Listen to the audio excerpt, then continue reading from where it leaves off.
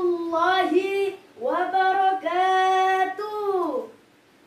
Alhamdulillahi rabbil alamin.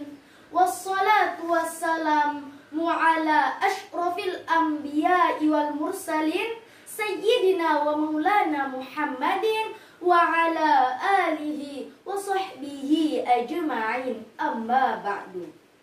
Dewan Hakim yang saya hormati dan teman-temanku yang saya sayangi, pada kesempatan kali ini saya, Nabila Lailia Rusdi, akan membawakan ceramah yang berkaitan dengan peringatan Hari Santri Nasional tahun 2020 yang berjudul Peran Santri untuk Negeri. Shallu ala Nabi Muhammad. Muhammad Nabina binuru hadina min Makkah habibi nuru sata'al madina min salla salatu halat shifatu ya bakhtil lifdillu mashi ishfa'lu mamatu. Santri, satu kata sederhana yang penuh dengan makna. Santri adalah orang-orang yang dipilih oleh Allah Subhanahu wa Ta'ala menjadi orang-orang yang mulia. Karena apa? Karena santri adalah orang-orang yang sedang berusaha untuk selalu mendalami ilmu-ilmu Allah. Karena santri adalah orang-orang yang sedang berusaha untuk selalu menaati perintah-perintah Allah dan menjauhi larangan-larangannya. Hadirat rahimakumullah. Allah Subhanahu wa Ta'ala berfirman, A'udzu billahi minasyaitonir rajim. La yastawil ladina ya'lamun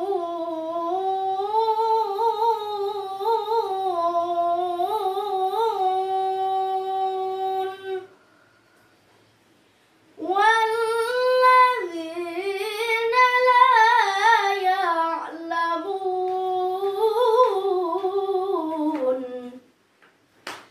Artinya, tidak sama orang-orang yang berilmu dan orang-orang yang tidak berilmu.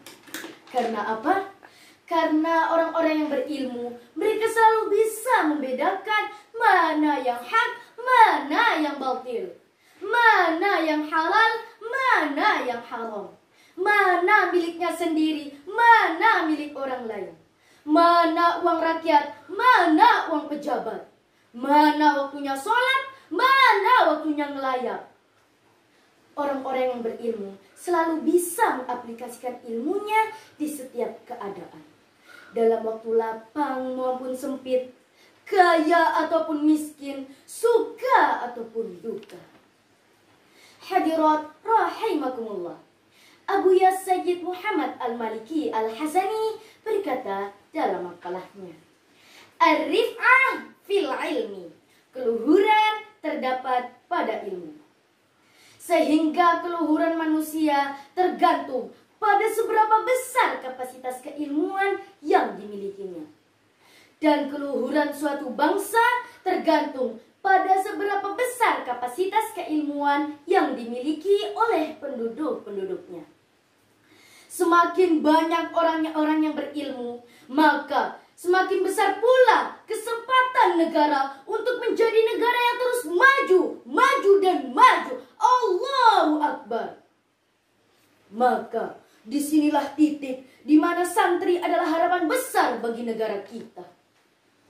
Di mana negeri ini membutuhkan generasi-generasi santri untuk bersama-sama mengayomi dan menjaga keutuhan NKRI.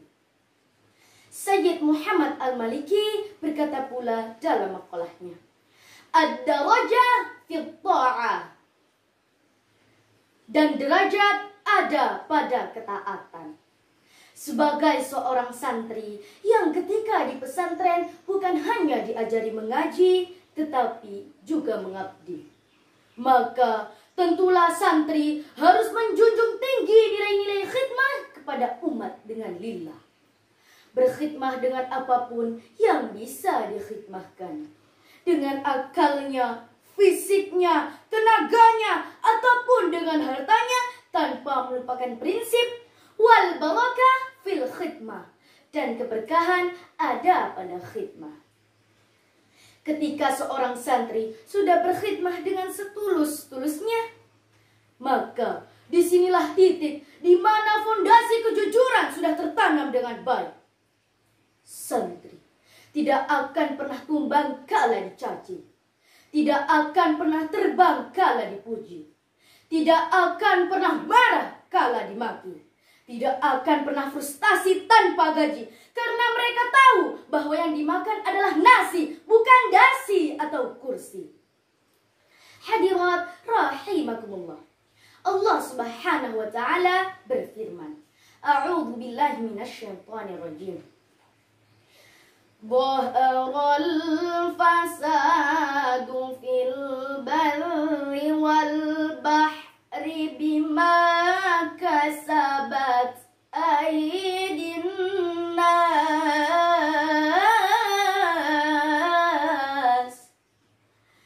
Al-ayah.